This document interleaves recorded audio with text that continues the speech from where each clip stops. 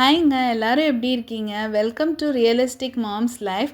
அம்மாவை ஆனதுக்கப்புறம் நம்ம ஸ்லோ அண்ட் பீஸ்ஃபுல் மார்னிங் ஒன்று நமக்கு இருக்கவே இருக்காது. அந்த மாதிரி தான் என்னோடய லைஃப்பும் போயிட்டுருக்கு. And raising a champ is not at all easy. நம்ம பசங்களை வளர்க்கும் போது நம்மளும் கூட சேர்ந்து நிறையா விஷயங்கள் கற்றுப்போம். As a homemaker and raising a mom is a most toughest job. அப்போ வேலைக்கு போகிறவங்களாம் என்னன்னு கேட்காதீங்க. வேலைக்கு போகிறவங்களோட ஷெட்யூலே டிஃப்ரெண்ட்ங்க. எங்களுக்கு வேலைக்கு போகலையேன்ற கில்ட் எப்பொழுதுமே எங்களுக்கு இருக்கிற மாதிரி எங்கள் சொசைட்டி அப்படி தான் செட்டப் ஆகிருக்கு. So that's the most hardest part அப்படின்னு நான் நினைக்கிறேன். அண்ட் ஃப்ரெண்டு இப்போ துபாயிலேருந்து வந்திருந்தாங்க. ஸோ அவங்கக்கிட்ட கொஞ்சம் ஜுவல்ஸ் கேட்டிருந்தேன் வாங்கிட்டு வர சொல்லி. ஸோ அதான் அவங்க வாங்கிட்டு வந்தாங்க. அதை செக் பண்ணிகிட்ருக்கேன்.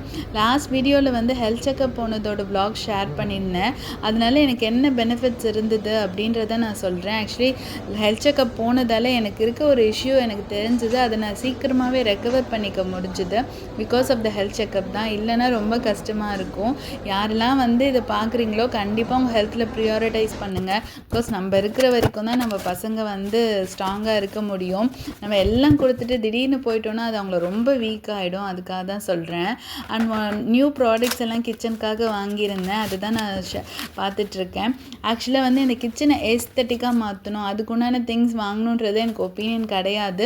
பட் எனக்கு உண்டான ஒரே ஒரு கார்னர் மட்டும் ஃபிக்ஸ் பண்ணிக்கணும் அப்படின்னு நினச்சேன். ஆனால் நான் ஹோல் கிச்சனையும் ஏஸ்தட்டிக்காக மாற்றிட்டேன் அப்படின்னா அம்மா வருவாங்க, அத்தை வருவாங்க. ஸோ என் ஹஸ்பண்ட் சம்டைம்ஸ் குக் பண்ணுவார்.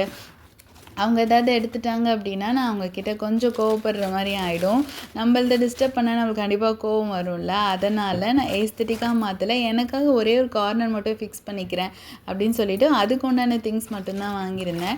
கொஞ்சம் பாட் வைக்கலாம் அப்படின்னு பிளான் பண்ணியிருந்தேன். அது லைவ் பிளான்ஸாக வைக்கலான்னு. ஸோ அதுக்காக தான் இந்த கோகோபிட் வாங்கி அதில் கொஞ்சம் நம்ம தண்ணி வச்சுட்டோம் அப்படின்னா நம்ம அந்த சாயில் ரெடி ஆகிடுது. கார்டன் சாயிலோட மிக்ஸ் பண்ணோம் அப்படின்னா நம்ம நல்லா கொஞ்சம் நியூட்ரிஷியஸாக இருக்கும். பட் உள்ளே வைக்கிற செடிக்கு இது போதும் அப்படின்னு சொல்லியிருந்தாங்க. ஸோ அதுவே வச்சு பேலன்ஸ் பண்ணிக்கிட்டேன். கார்டன் சாயில் வேணும்னா ஆட் பண்ணிக்கலாம் if you are using it அப்படின்னு. இந்த கோல்டன் பாட்ஸ்லாம் அக்கா வீடு கிரகப்பிரவேசத்துக்காக நான் வாங்கி கொடுத்துருந்தேன். அக்கா எல்லாத்தையும் நீயே திரும்ப எடுத்துகிட்டு போயிட்டு இதெல்லாம் நான் மெயின்டைனே பண்ண மாட்டேன் அப்படின்ட்டாங்க. அதுதான் சான்ஸுன்னு நான் எல்லாத்தையும் திரும்ப தூக்கிட்டு வந்துட்டேன். ஆக்சுவலி அம்மா கரெக்டாக கேட்டுட்டாங்க, நீ உனக்கு வாங்கினியா அவளுக்கு வாங்கினியா அப்படின்னு. அம்மா கண்டுபிடிச்சிட்டாங்கன்னு நினைக்கிறேன். அண்ட் வந்து நான் வீட்டுக்கு வந்த புதுசில் அந்த கிளாஸ் வாஸ்லாம் தூக்கி வச்சதுங்க. அதுக்கப்புறம் நான் அதை ஆர்கனைஸ் பண்ணவே இல்லை. என்கிட்ட நிறைய இருக்குது. நான் வந்து இது ஒரு 20 இயர்ஸாக என்னோடய கிளாஸ் வேர் செராமிக்ஸ் வேர்லாம் கலெக்ட் பண்ணுறேன். பட் இங்கே வீட்டில் நான் எதுவுமே அதிகம் எடுத்துகிட்டு வரல. எல்லாமே என்னோடய ஹோம் டவுனில் இருக்குது. இங்கே கொஞ்சோண்டு எனக்கு பிடிச்ச திங்ஸ் மட்டும்தான் எடுத்துகிட்டு வந்திருக்கேன்.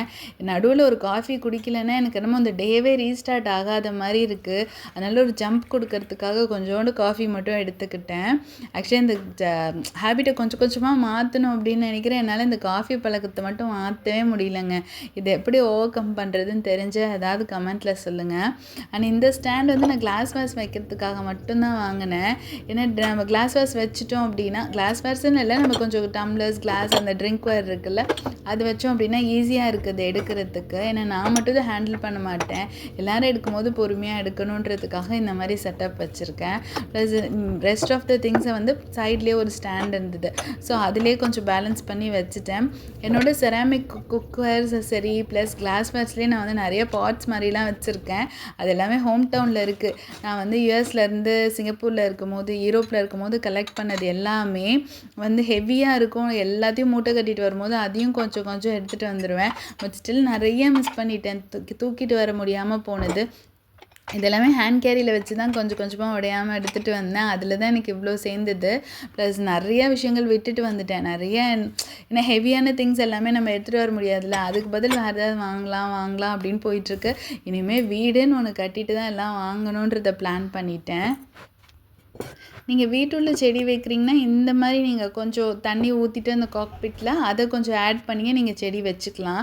பட் அந்த காக்பிட்டில் மட்டும் நியூட்ரிஷன் எதுவுமே இருக்காது. அதனால் நீங்கள் கார்டன் சாயில் ஆட் பண்ணிங்கன்னா செடி நல்லா வளரும். திடீர்னு நல்லா மழை வந்துருச்சுங்க. அதை பையன் விளையாட போகிறேன்னா அதையும் கொஞ்சம் போய் பிக்கப் பண்ணிட்டு வந்துட்டேன். இன்றைக்கி லஞ்சுக்கு வந்து நான் வந்து குயிக்காக ஒரு ரெசிபி பண்ணிடலாம். சுண்டைக்காய் போட்டு ஒரு காரக்குழம்பு வைக்கலாம் அப்படின்னு தான் பிளான் பண்ணேன். வத்த குழம்பு இல்லை காரக்குழம்பு.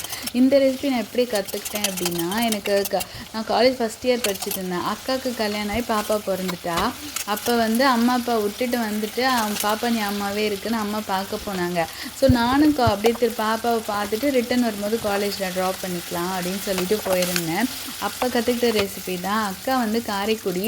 அக்காவோட மாமியார் நாங்கள் போகிற டைமில் லன்ச் டைமில் வந்து சூப்பராக இது சமைச்சு வச்சுருந்தாங்க.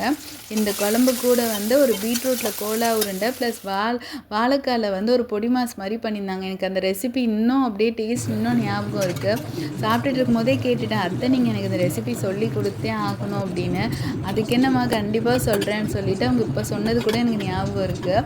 அண்ட் காரக்குழம்புனா எனக்கு கண்டிப்பாக ஒரு கூட்டு ஒரு பொரியல் வேணுங்க. அந்த மாதிரியே இந்த தடவை பக்காவாக பிளான் பண்ணி நல்லா திருப்தியாக சாப்பிட்டு முடிச்சாச்சு.